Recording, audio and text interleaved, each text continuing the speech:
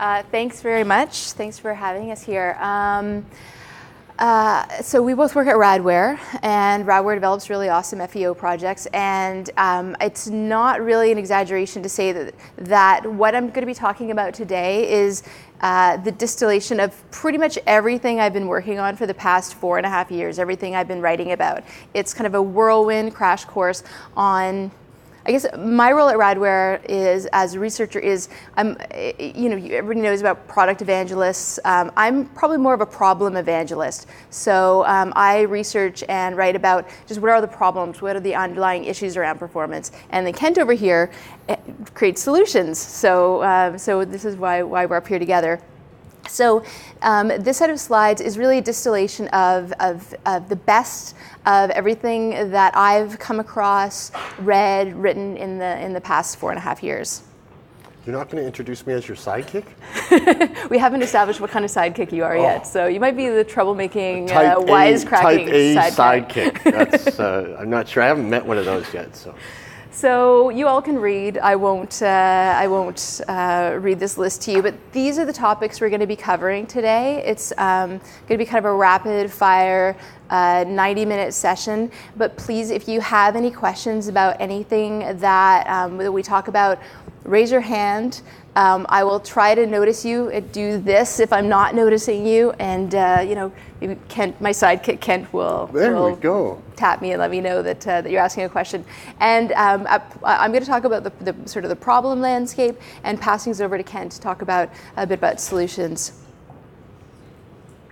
Yeah, please ask questions. If you're thinking about something and you come back an hour and 10 minutes later and we can't recall the context, it'd be easier if you just put up your hand, and if we can answer right away, we'll just address it right in the situation. But there will be a question period at the end as well if you think of a question later on.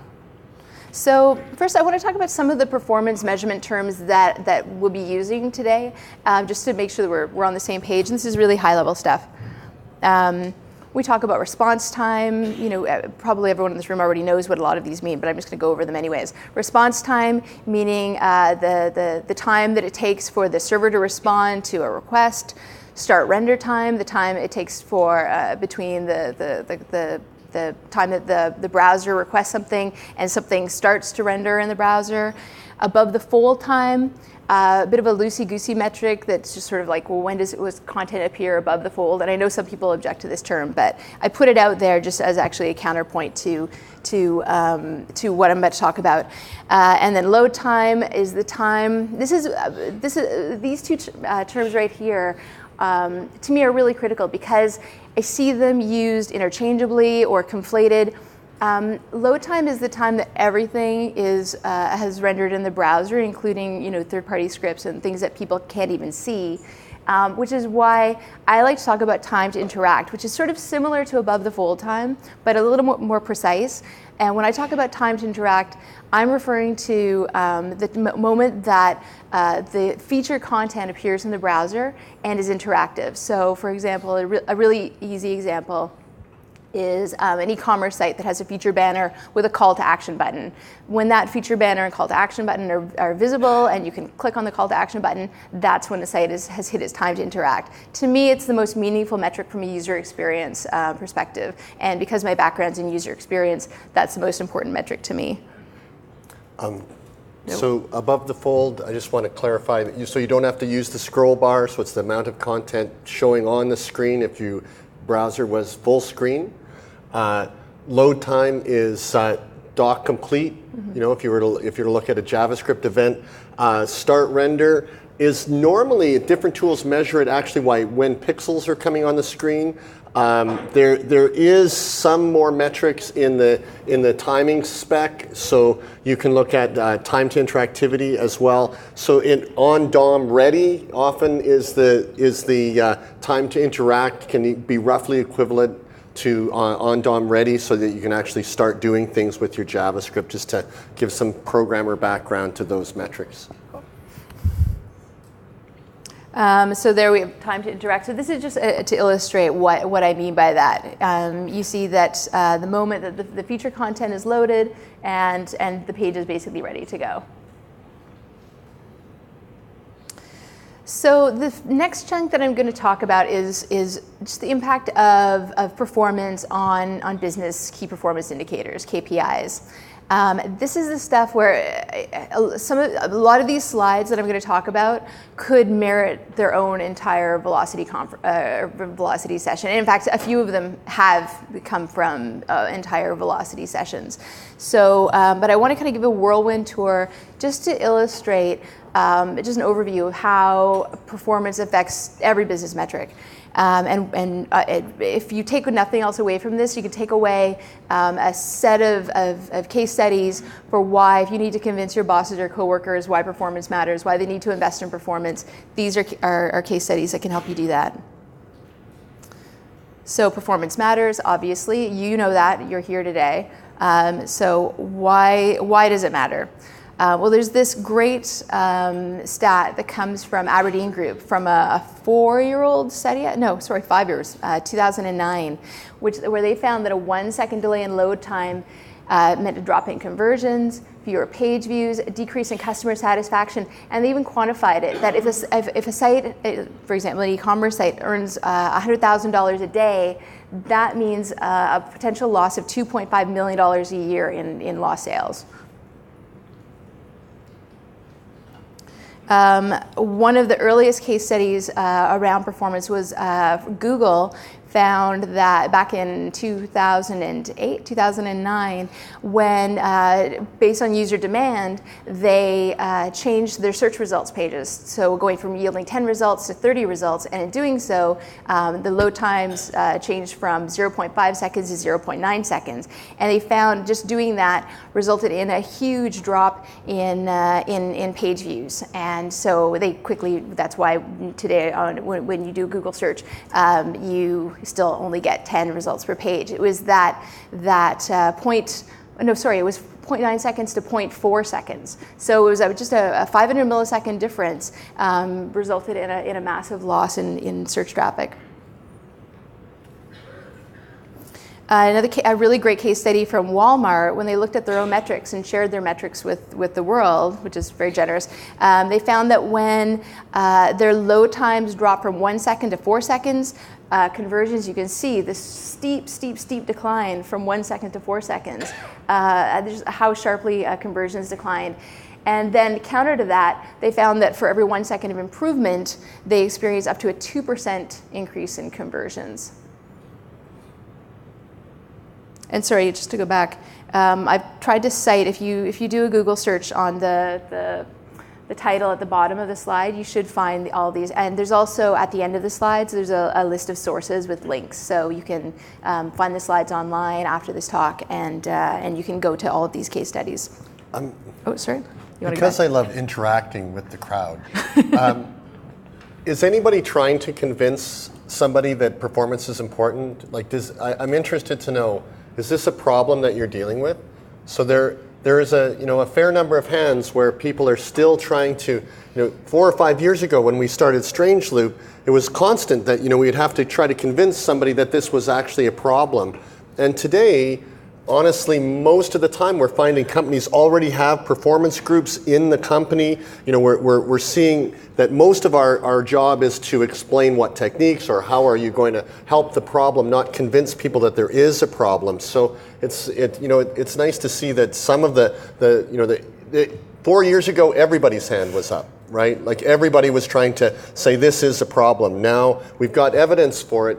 And this is really important stuff if you want to take these slides to whoever you're trying to convince and have them do the Google searches and see that, really performance does matter now. We're starting to see that, it really moves the business forward to make your pages faster. And the 2 second range is really what we're shooting for. So, that's something that you can hopefully take away and use the slides as sort of part of your background going into those discussions with your boss or whoever it is you have to convince.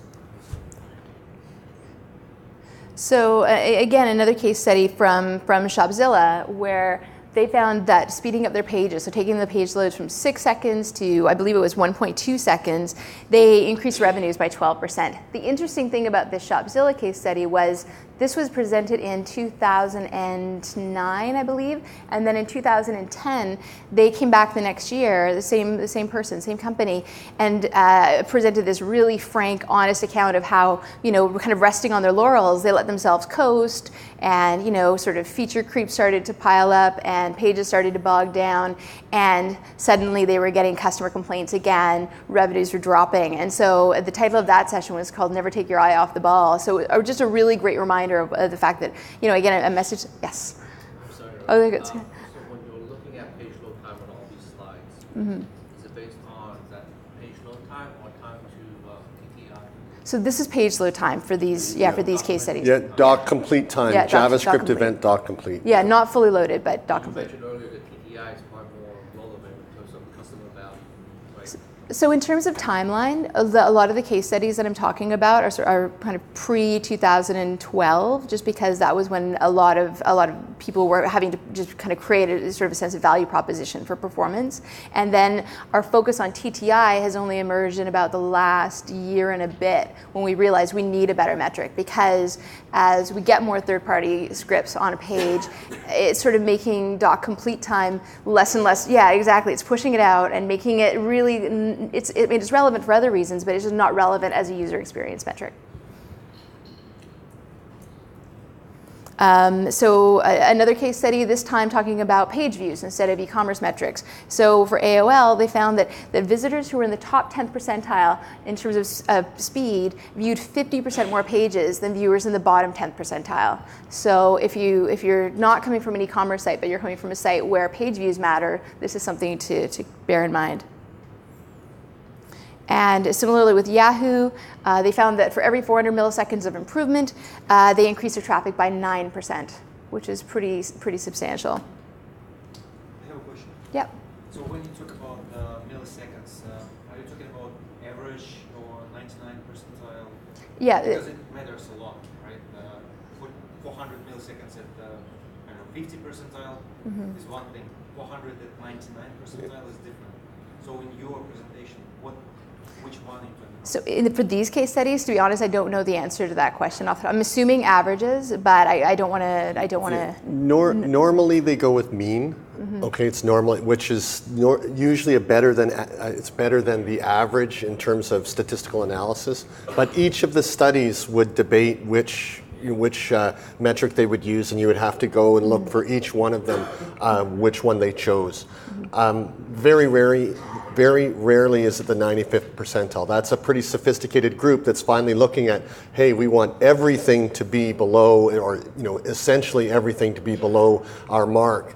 But that's, in 2013 and 14, that's becoming more the standard. I want to see all my page views in less than 2 seconds at the 95th percentile, which in this case, we're just seeing that the entire industry is maturing over acceleration and performance. It used to be we all looked at doc complete, and then we realized that we could fool that, and we were all busy creating techniques that essentially fooled that. So then we went with when the first pixel comes on screen, and then we saw that with web timings, we started to get time to first paint, which is something we could start reporting on. So we basically, as the industry matured, we got better statistics, and these might be painted slightly differently if today, if we could redo all these studies to see what was the difference in time to first paint for each of these metrics, and that data just wasn't available at the time the studies were created. So we're getting more sophisticated about this because it's becoming more important, right?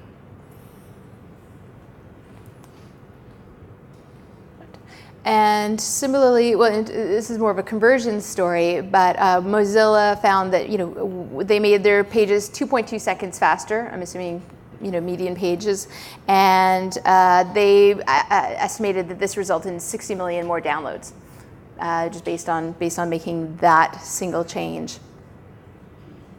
And then software as a service story, 37 Signals. Has a really great case study about how they shaved 500 milliseconds from just one page on their site and increasing conversions by 5%.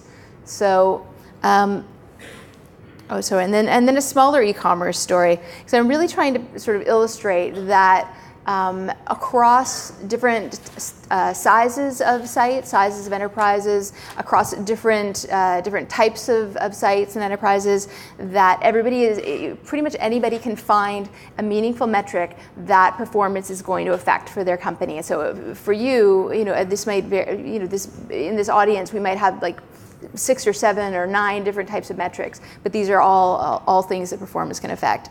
So we had one customer, AutoAnything.com, this is a Radware customer, where they cut their load times in half and they increased sales by 13%. So, and they increased a bunch of other metrics as well. So it was a really great case study for us. And they're kind of a small to mid-sized business. Another e-commerce one, smartfurniture.com. So this is sort of an interesting one because it gets into the area of SEO. Does making pages faster improve your search rankings? And there's not really an easy, obvious answer to this. What Smart Furniture found was that when they made their pages faster, they did have an increase in organic traffic for whatever reason, which resulted in more page views, which resulted in an increase in sales. Something that we've written about is something called the performance poverty line. So we, depending on what type of site you work for, you might have a different target in terms of how quickly you want your pages to load. What we did was we looked at a bunch of our e-commerce customers and we tried to identify, well, what is the point at which if load times kind of drop down to that point, it's kind of bottomed out. So what we found was really interesting is that point is about the 8-second mark. So at 8 seconds, you can see this significant decline. You can see how that it kind of correlates to the earlier chart that I showed with the Walmart stats, where you saw that sharp decline from 1 to 4 seconds. And then at 8 seconds, it starts to smooth out. What's really interesting here is that we did this in 2010 and then looked at it again in 2012. And what we found is that the drop-off happens even sooner. So it's sort of a marker that expectations have changed and that people's expectations are more aggressive than they had been 2 years earlier. Yep. Define conversion rate. Sorry? Can you define conversion rate? Does that mean they go someplace else? Okay, yeah, sure.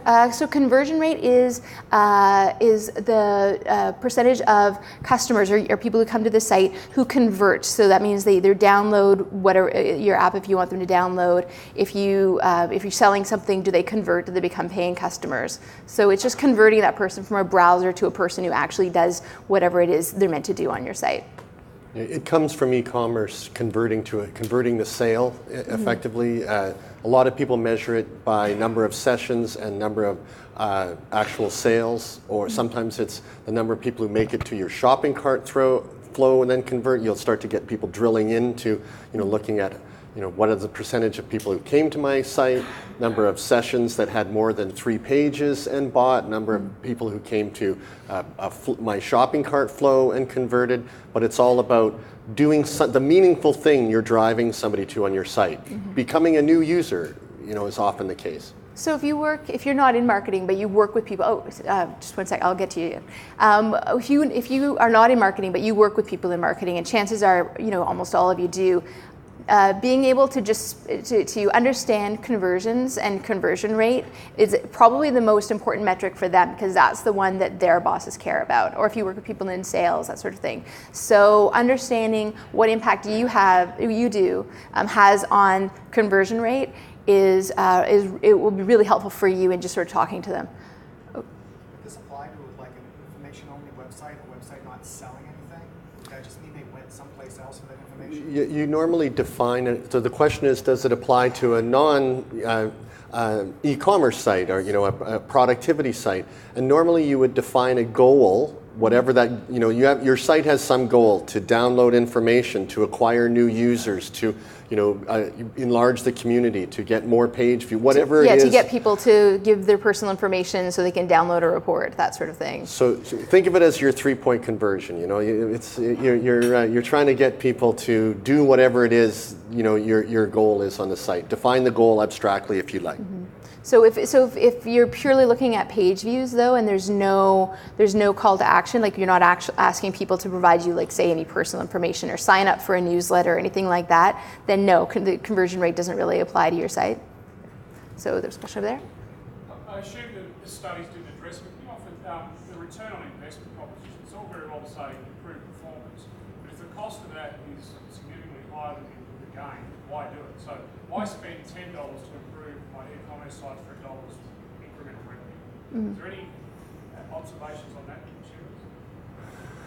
You know, most of the companies aren't willing to release how much they spend to, to make those gains. So the question was, is the ROI, I end up in a lot of sales conversations in my job where we talk about the ROI of manually improving performance, using automated FEO to improve performance. And, we normally have to go through, what is the amount that you're increasing? How many people are you applying to the job? And each time it's very specific. I haven't seen any company that's a public company anyway willing to release those stats. Most of the time when you look at the value of it, with Shopzilla or anything, it seems that since that is the entire, raison d'etre of the company, that they would be, it must be the ROI must be decent. I know when I'm actually selling, it's the number one question. Like, we would come and create an ROI for doing it manually, for not doing anything. What's the loss? And there is normally a very high return on investment in an e-commerce situation. And when you are dealing with a productivity site, I normally am entering a conversation with the stakeholder to figure out what is the cost of performance to that organization, be it lost users. We saw a stat of 16% more people joining a site. Often I would talk to a potential customer and say, how much are you spending this year to acquire new customers? And they would normally have a budget, and you can start to relate to how much they would actually be putting into it. But it's normally different for each individual business, and not an easy thing to ferret out, to be honest with you. I have not seen good stats, but that's something we should take away and see if we can add that to the session as we go forward. Thanks. And then one last case study, and this is just to show the impact of performance on mobile. This is again from our own customer database, and looking at. So our customer wanted to know what would be the impact of a slowdown on their mobile traffic. So, is their mobile traffic even converting? And do these mobile users, these mobile shoppers, are they actually affected by the pages slowing down? So we served some small cohorts of their mobile traffic, 4 different versions of the site. One was a completely accelerated version, and then the others were one where the HTML was artificially delayed by 200 milliseconds, another by 500 milliseconds, and another by 1 second. And what we found was that at 200 milliseconds, the results were negligible compared with the optimized group. But then at 500 milliseconds, we started to see a pretty significant impact, like a 4.7% increase in the bounce rate. We saw, the conversions got hurt, page views were hurt, and then at 1 second, you see really quite profound impact. So, when you see conversions hit by 3.5%, that's pretty significant. That's a number that people care about. So we presented this at Velocity a couple of years ago, I think, and it was probably one of the first case studies about the impact of mobile performance on business metrics. I have a. Go back? After watching this, what do I would just want to impart. I'm trying to be a good sidekick here. I think the Shopzilla study, when they showed that the next year they were back in the same boat, is something to really pay attention to.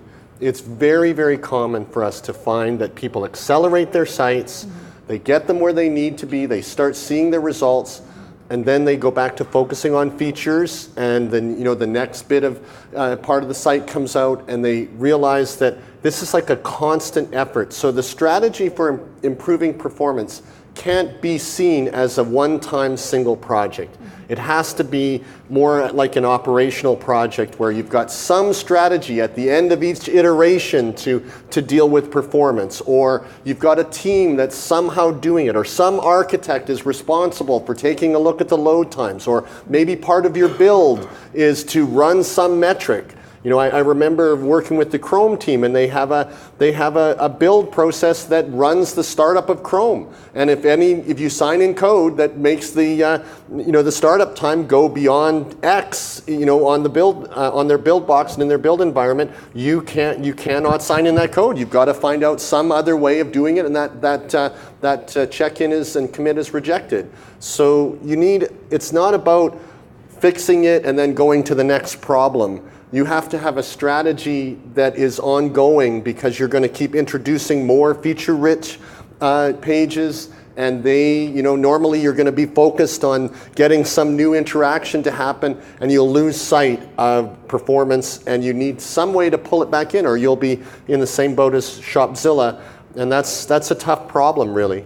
Yes, sir? Are all of these cumulative of any access, or have you delineated between mobile accesses and non-mobile accesses? Because it seems to me like the context of mobile access might be different. So the question is it different for mobile? Have we separated out mobile?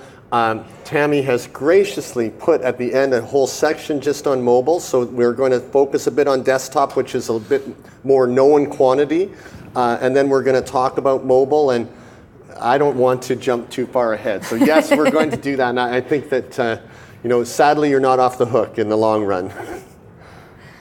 Yeah, so just to complete your last point was the analogy that we use is like painting the Golden Gate Bridge. It's never done. You think you're done, and then you start over again. So it's a constant, iterative maintenance job.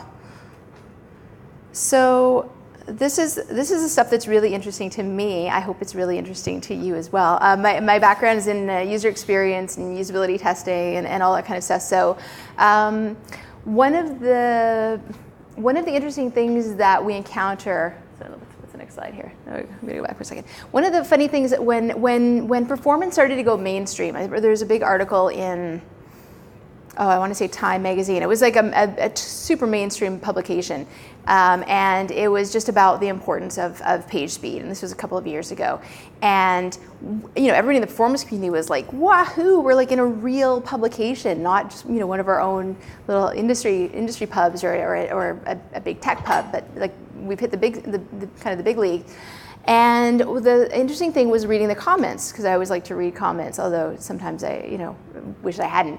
And one of the comments that kept recurring was people saying like, well, boo-hoo, so the internet is a bit slow sometimes, get over it. It's not that big a deal. People should learn to be more patient and all that sort of thing. So I kind of went away with that and was like, those all sound like really awesome Zen sort of philosophical things to think, and why aren't we more patient? And just going away and researching that, and just the history of sort of how humans, how we engage with the world, and how human-computer interaction is different. And this is just, again, very much a high-level whirlwind tour of some of that research.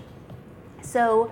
Just a bit of survey-based things. So in one survey, and it's cited at the end, I can't remember who did this one, 78% of users say they felt stress or anger when using a slow website.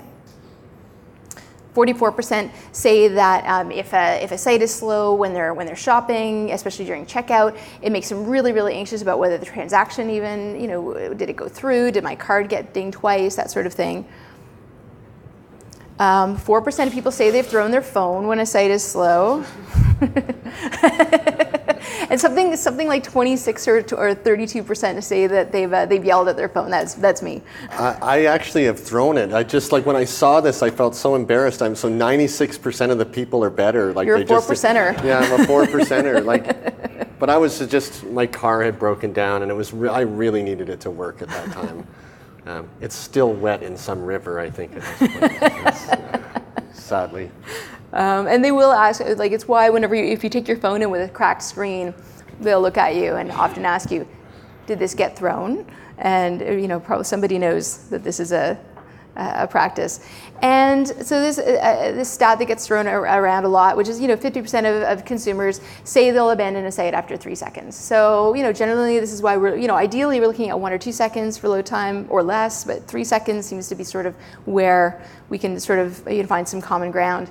In our own study, every quarter at Radware, we do a survey of the top 500 e-commerce sites as ranked by Alexa, and we run them through web page tests, and we 9 times each, and we look at the median numbers and do a bit of crunching. And we found that of the top 100 retail sites, only 14% of them had pages that loaded in 3 seconds or less. And 17% took 10 seconds or more just to become interactive. So it's there's a ways to go. And this is median numbers in this median case. Numbers, this is yes. our study, so I know that that's what we did this time. So yes. I'm just curious, since you guys did the last graph, do you basically flat out speed, or do you guys use I'm sorry, I missed the last part of what you said. when you use web page test, you choose how fast a connection to use? Yes. Do you guys just use the fastest connection for this? No, that's a good question. So we look at DSL via the Dulles location, and the reason why we do that is because, and we look at it primarily over Chrome, and so we're kind of trying to go for the kind of median, like the most common denominator. So what most people are using.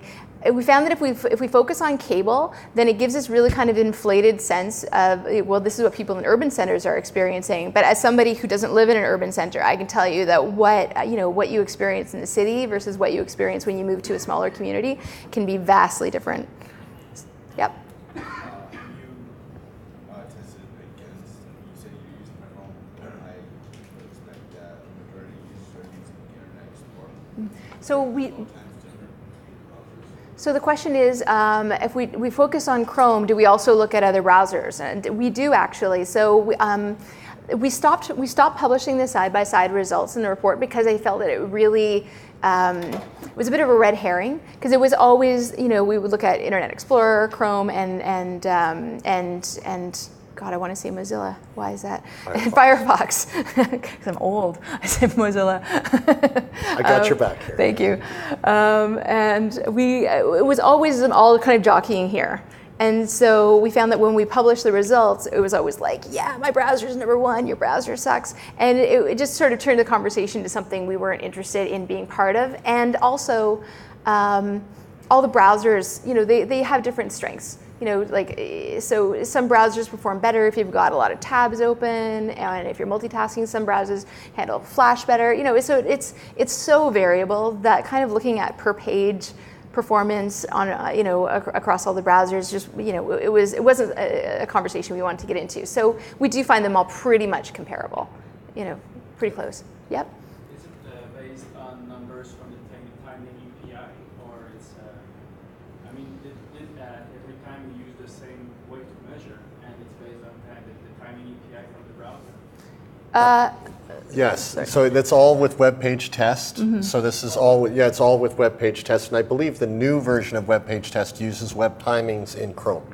So, and definitely to the previous point about which browser, it very much, if you look at performance, if a team tunes for IE specifically, you will see better results in IE. Like if you choose to pay attention to a browser specifically and use constructs that are tailored to that browser, they'll get better performance. And then it becomes about which browser is more important to that company, and the conversation isn't about what's the speed on the internet. It becomes, what is that company interested in, what's their target, and like Tammy says, that just wasn't what we were trying to bring out. But certainly there would be, for them, if you were to take the median, pretty similar, right? But if you were to focus on individual sites, you would see a discrepancy depending on who was tuning for what what particular activity. Organizations, for example, that focus in enterprise organization that only used IE, you would see that if their Chrome scores, they might not even render in Chrome in some cases. Like I found, that if they really don't pay attention, they start using specific HTML constructs that are tailored to the browser. So. It's like most things in performance, sadly, the answer isn't really cut and dried. You'll have to get used to the fact that there's, your mileage may vary is usually the true answer, and all we can do as sort of scientists is kind of ask ourselves why is that, and and kind of focus on trying to uncover hopefully the truth of the matter so you can make better decisions. Yes, sir. Just to come back to the point I had, it was the way you measure. So let's say you have a beacon that's a load page regardless of the browser, and if you use the timing API, you can send after everything is done the beacon, so you can get numbers of whatever browsers. Right, right. Is it the way you're measuring it? But you just said that you're using a separate application for that. Yeah, so we're using web page test, which will use the timings from Chrome, and they're going to be taken by the browser and very accurate. So these are reliable, repeatable results. Yes. Just one comment, but I'm in the second row and I'm having a hard time reading the yellow text. Okay. Forward, if there's a key point and it's in yellow. Oh, yeah. 3 second. Ideal load time. 3 second ideal load time, and I appreciate that as a 49-year-old. So Kent is right. When we do these tests, we're looking at medians. We're not necessarily calling out individual sites so much, and we're also looking at the medians over time. So we've been doing these tests since 2010, and just looking at and trying to compare the results side by side over that time. So if you're interested in this report, you can just go to the Radware website. I think there's a link to it right on the front page. It's still up there. So this is this set of numbers, and I'm going to read the yellow one because I realize it's very visible on my screen, but not so much on here. So 0 to 100 milliseconds is basically within the field of what we believe to be instant perception. And little slice. the Vanna White here. And then 100 milliseconds to 300 milliseconds, a small perceptible delay. And you can see basically where as soon as we get into 1 second, this is when this huge yellow swath, this dark yellow swath. You almost do. You get into that huge yellow swath. This is the big gray area for most people. This is when people kind of switch off, they start tuning out, they move on to something else. And this actually is kind of extracted from a lot of studies, but going back about 45 years to basically when we first started studying, I mean the royal we, first started studying the human-computer interaction. And what's interesting about these numbers is they haven't changed. So there have been studies that have basically tried to dig into this area all over again. This happens every 5-10 years. And most recently, Jacob Nielsen wrote about this in 2010, where he said, these are static. This is actually just how we're wired. We're hardwired to have these expectations. So I really like this quote from Urs Hölzl at Google, where this is from an article a couple of years ago, where he talked about Google's kind of audacious goal that not just Google, but every site on the internet, their dream, their goal is to have every site on the internet load, or at least perceptibly load to users in 100 milliseconds or less. So basically, it feels basically like the pages are loading as quickly as you blink your eye. So. This is actually from a set of infographics we created a couple of years ago where, sorry, did you have a question? No. Oh, sorry.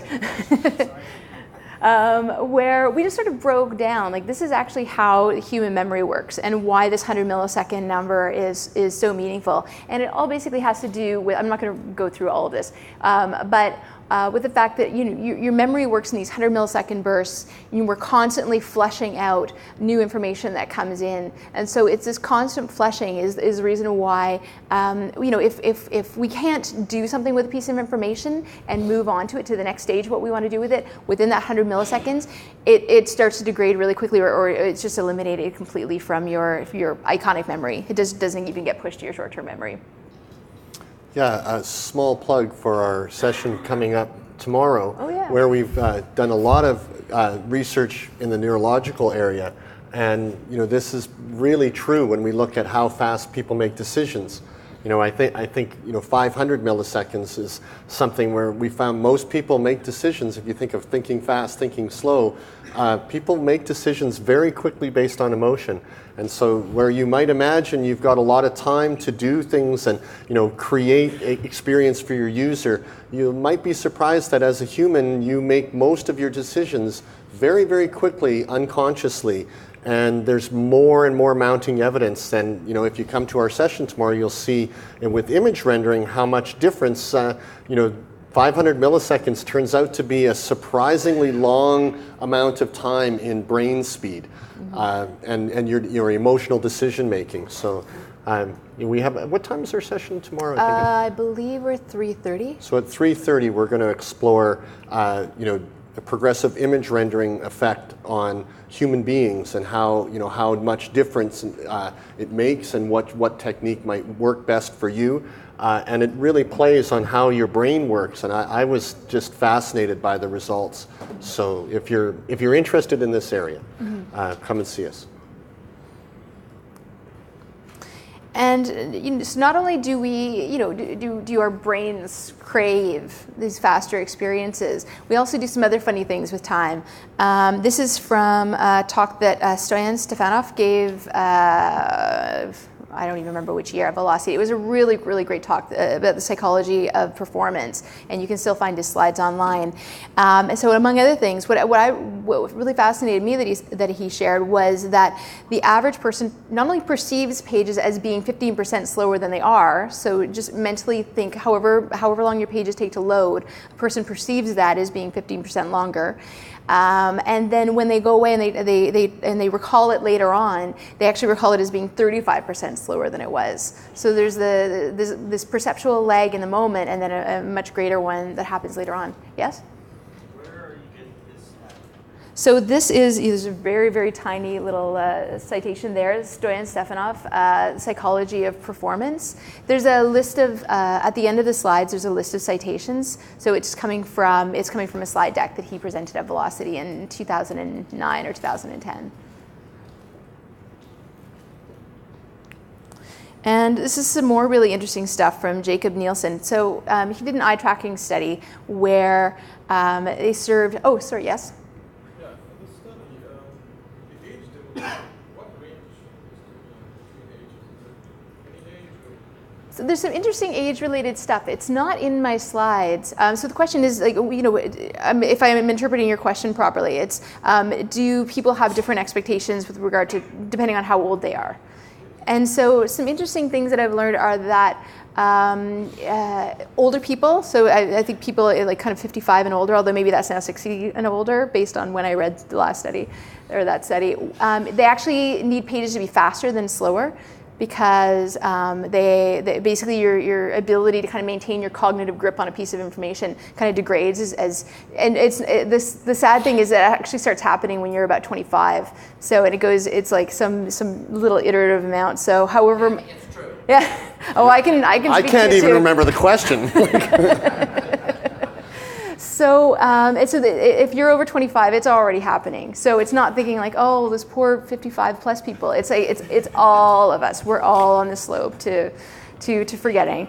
It doesn't just kick in suddenly when you get you start getting your social security checks.